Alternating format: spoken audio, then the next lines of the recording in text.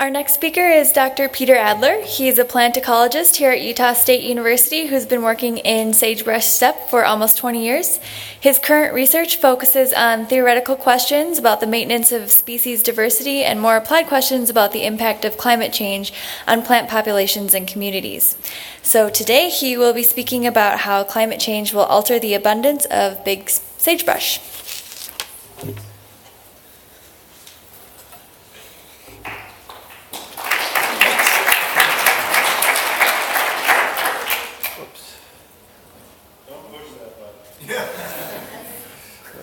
How do I get?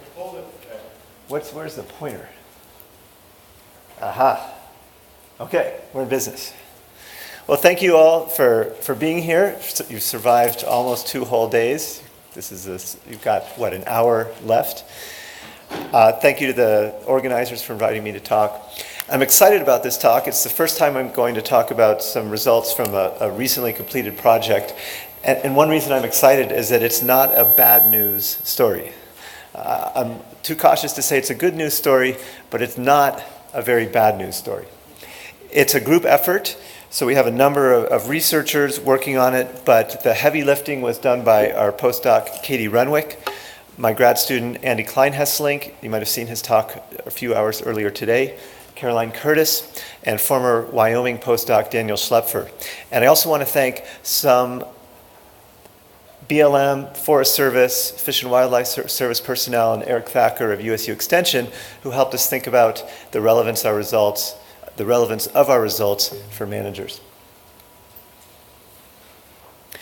So sagebrush ecosystems are a focus of conservation activity right now, and the poster bird for this is the greater sage grouse. But it's important to remember that these ecosystems provide habitat for more than 350 other vertebrate species.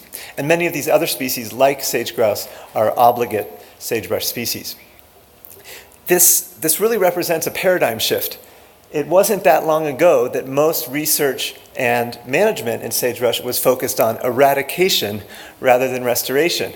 And if we could go back now and talk to those researchers and managers who were working in the 60s or 70s or even the 80s, if we could tell them that we're now spending millions of dollars seeding sagebrush and transplanting sagebrush, I imagine they'd be fairly surprised. And I think the lesson here is that before we take actions, we should also be thinking a few decades into the future.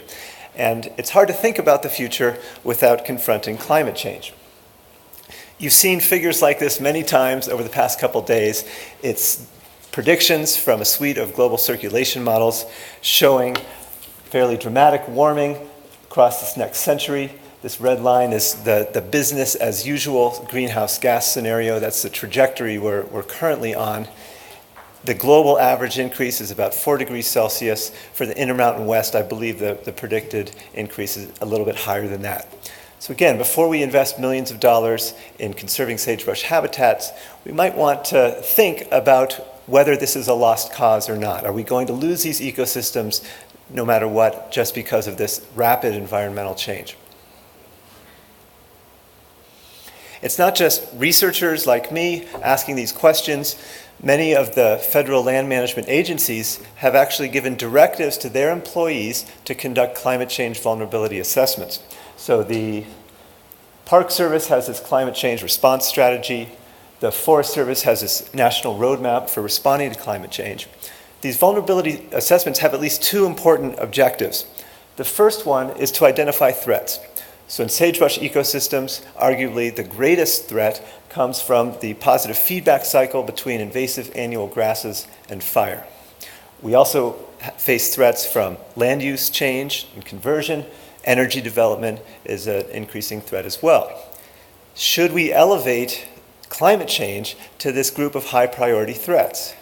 If it is a threat everywhere across the region, or is it particularly important in certain locations? Where are those locations? So that's the kind of information the agencies would like. A second important objective of these vulnerability assessments is to prioritize areas for conservation and restoration. Where should we be making these investments? So I've got 2 maps here. On your left is a map of sage grouse priority areas for conservation. And on the lower right is a Nature Conservancy map of oil and gas reserves. And if you imagine overlaying these maps, you'd see that there's potential for conflict between these two goals in Wyoming, where there's a lot of sage-grouse habitat and there's a lot of oil and gas reserves. If you look at Nevada, you might think, well, maybe that's a better place to invest in conservation. We've got good sage-grouse habitat, not as many oil and gas reserves. So now imagine adding a third layer about vulnerability to climate change. Would that Nevada habitat look as promising? What if that's more vulnerable to climate change than the Wyoming habitat, for example? So that kind of information would be important for managers making these long-range planning decisions. We do have information from existing research about how big sagebrush, Artemisia tridentata, responds to precipitation and temperature. So much of this information comes from studies of growth of individuals, perhaps using growth rings, studies of leaf level photosynthesis rates. This work, I think, raises as many questions as it answers. So for example, we know that in places or at times where there's too little water, these growth rates and photosynthetic rates decline due to water stress. But we also know that at times or places where conditions are too wet, sagebrush can experience increased mortality due to anoxic soil conditions or due to diseases, fungal pathogens.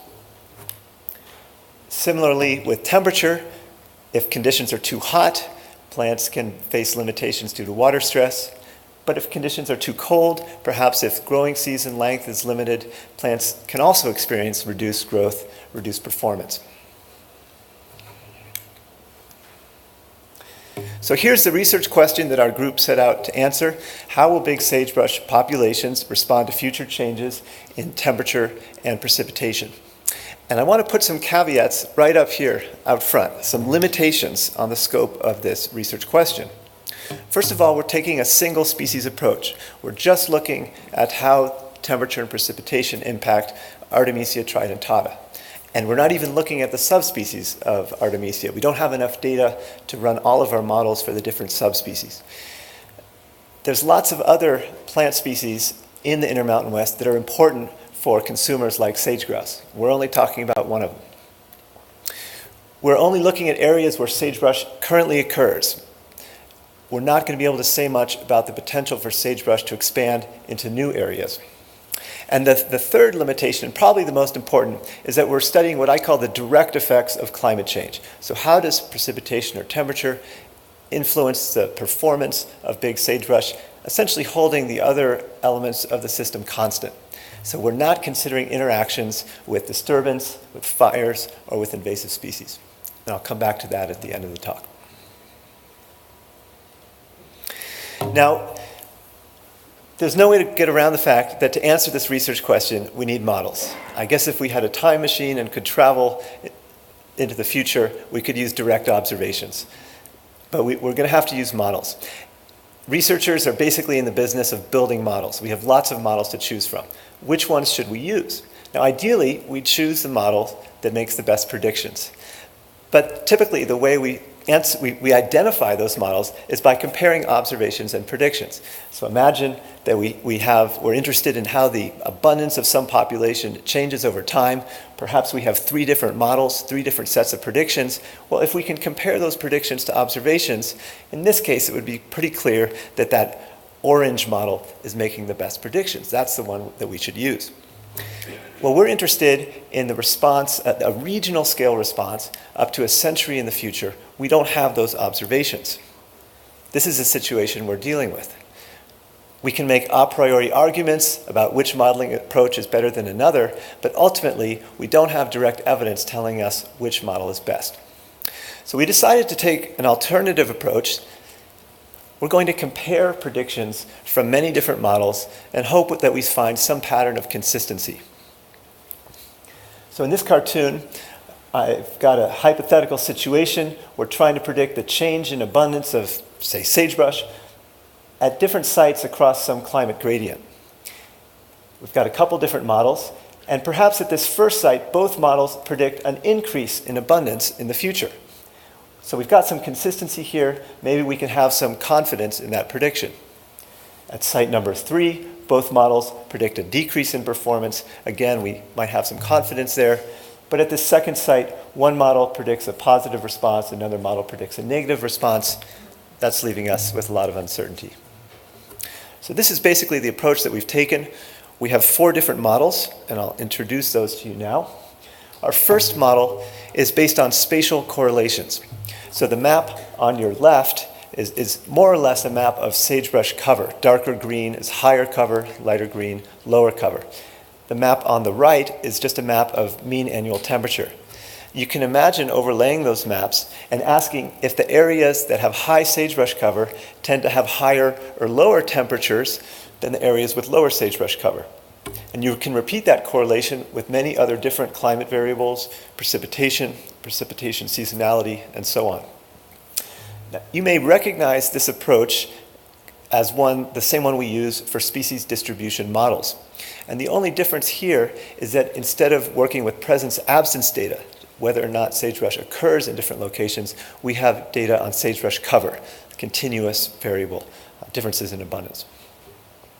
So what's nice about this approach is that we're dealing with real data, with real observations. It gets us to the regional scale that we're interested in, but it also has some drawbacks. Primarily, it's unclear whether these patterns in space, which reflect processes that have been operating over centuries and millennia, can really help us to predict changes over time occurring over a period of a few decades. The next model is a model based on temporal correlations. This is one that Andy talked about earlier today. So imagine that for a particular site, we've got 2 different kinds of data. We have a time series showing how the population of sagebrush has changed over time. We also have information about weather over that same time period.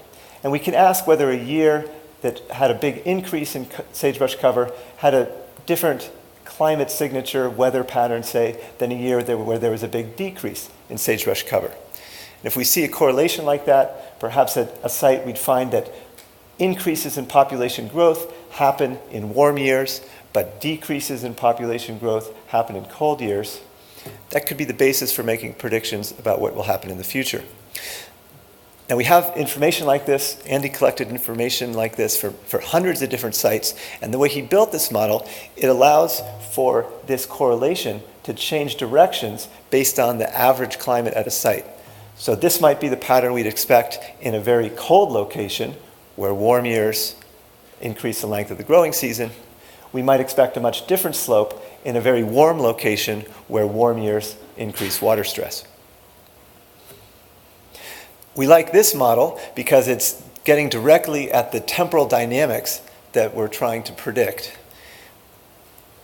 And our worry about this model, we're assuming that responses to short-term weather anomalies, that this interannual variation, can help us predict responses to long-term decadal scale climate shifts. So it ignores processes like evolutionary adaptation or slowly developing changes in the surrounding plant community. Our next model is what we call a mechanistic model. So rather than relying on spatial correlations or temporal correlations, it focuses on specific biological processes. This model is focused on germination and seedling survival. So it uses daily temperature and precipitation data to predict the probability that sagebrush seeds germinate. It then tracks the development of roots down through the soil profile. It keeps tracks of soil moisture at various depths in the soil and calculates the probability that a germinated seed survives to the end of that first growing season. Now, we like mechanistic models because we don't have to rely so much on statistical extrapolation. But no model can include all the relevant mechanisms. This model is focused on just a couple, germination and establishment. And so we're left wondering, how important are germination and establishment for population growth and persistence? What if, say, seed production turns out to be extremely important? That's not something this model addresses. The fourth model is also a mechanistic model. This one's a lot more ambitious. It's a dynamic global vegetation model, and it considers processes, it represents processes operating at the leaf level, photosynthesis. I want to point out that this is the only one of our 4 models that considers carbon dioxide and actually considers the implications of future increases in carbon dioxide concentrations. So this leaf level photosynthesis determines the growth rate of individual plants, the survival of individual plants. These individuals compete for resources with other types of plants. That feeds back to the leaf level as resource limitation. And all of those processes are influenced by climate and disturbance. So once again, we like this model. It's mechanistic. We're not extrapolating statistical correlations. Say the Achilles heel with this kind of approach is that there's so many parameters in these models. Many of them are estimated poorly, and that leaves us with a lot of parameter uncertainty. That can undermine our confidence in the predictions that you get from a model like this. So here's our 4 models: the spatial correlations, temporal correlations, seedling survival model, our dynamic global vegetation model. They each represent very different approaches. They're built using very different types of data, or they're focused on different kinds of biological processes, different parts of sagebrush life history. Because they're independent, we feel that if there's consistency in the predictions that they generate, maybe that really can help us build confidence in what will happen in the future. So we use these models to generate predictions for 726 sites. These are the blue points you see up here. The gray points are known sagebrush occurrence sites that went into building the spatial correlations model. Most of these blue points come from Andy's long-term plot level data sets, about 500 or so. We added a few more blue points, pulled them from that gray set, just to ensure that we were covering all the climate space covered by sagebrush's current distribution. So for each one of those points, and for each one of those models, we're interested in the change in either sagebrush cover or probability of regeneration. So we actually generate 2 predictions for each point. We generate one prediction based on baseline climate. We generate a second prediction using future climate, projected by one of a suite of global circulation models. And the difference between that future projection and the baseline is the change that we're interested in.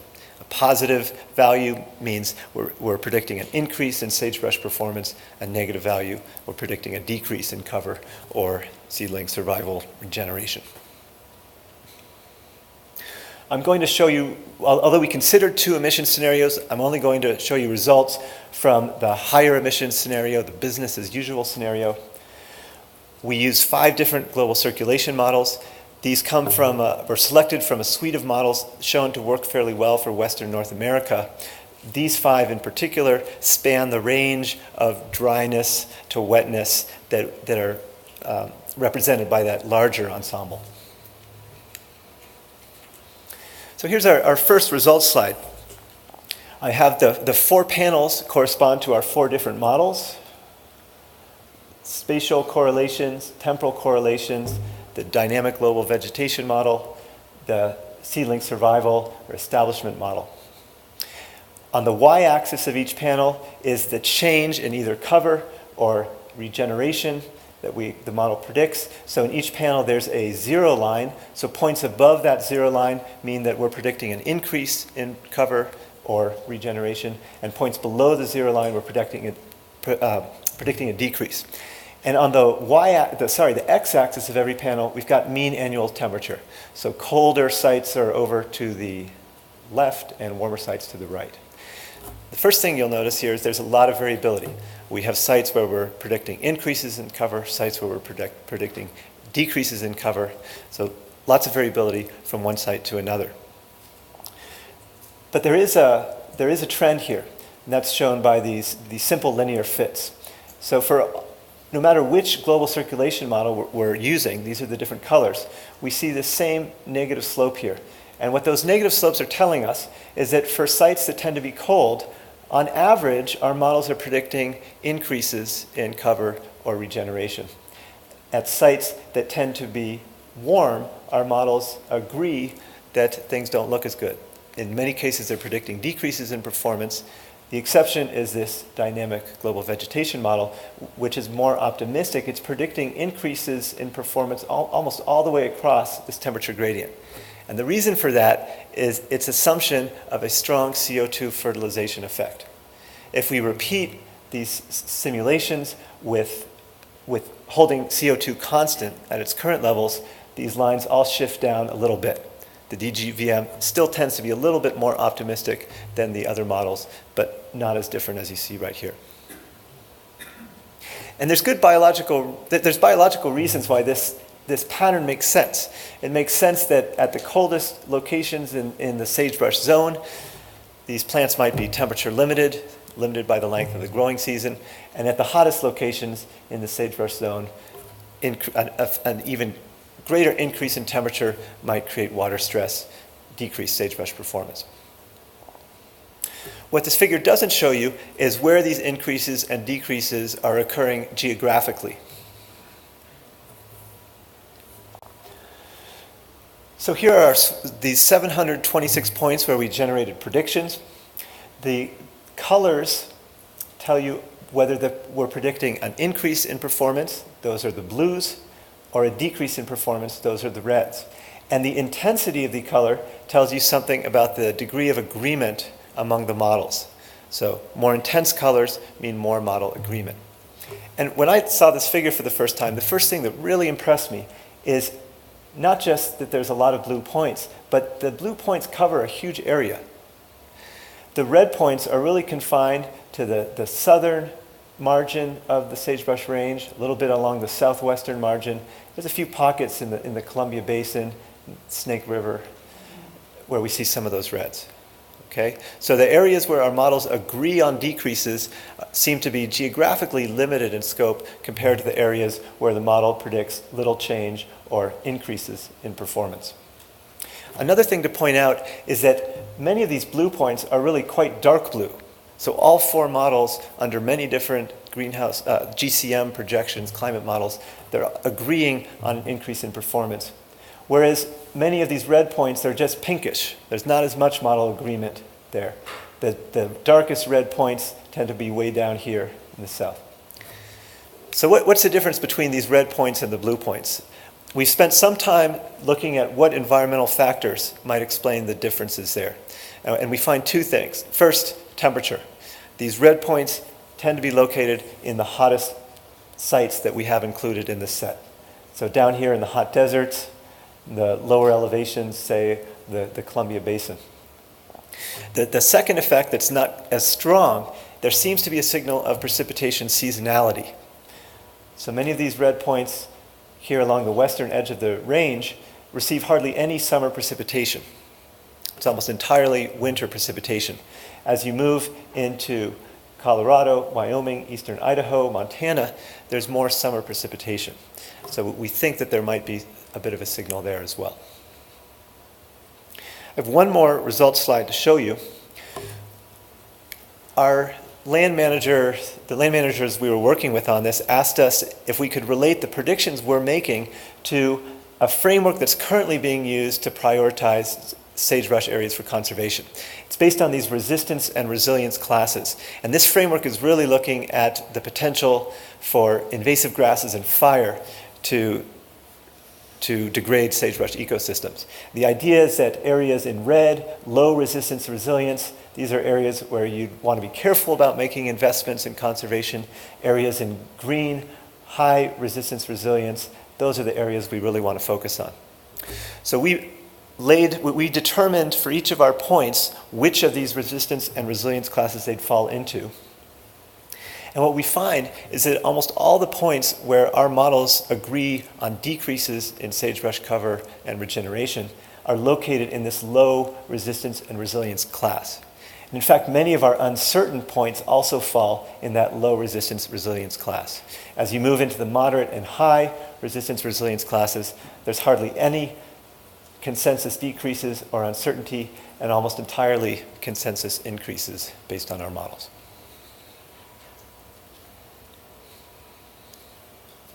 Okay, so what are the implications of this work? I think the most important one is simply that we should keep hope alive. These ecosystems are not lost causes with respect to climate change.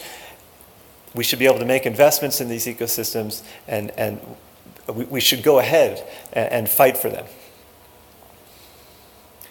Another important point is that while the direct effects of climate change may decrease big sagebrush cover, it looks like that's going to happen in fairly restricted areas, mostly in the hottest locations of the range. So the implication here is that managers working in those locations should be careful about making investments in conservation and restoration, especially where resilience and resistance is also low. Across much of the region, these direct effects of climate change appear that they will have limited or perhaps even positive effects on sagebrush cover. So managers working in these locations should feel liberated to focus on existing threats to sagebrush habitat. Of those existing threats, I think the most serious or the most worrisome one is, again, coming back to this positive feedback between invasions and fire. And I think that's where future work needs to focus. So what we've done in this study is focus on the direct effects of climate change on sagebrush. We've shown the effects are somewhat weak. They could be positive or negative.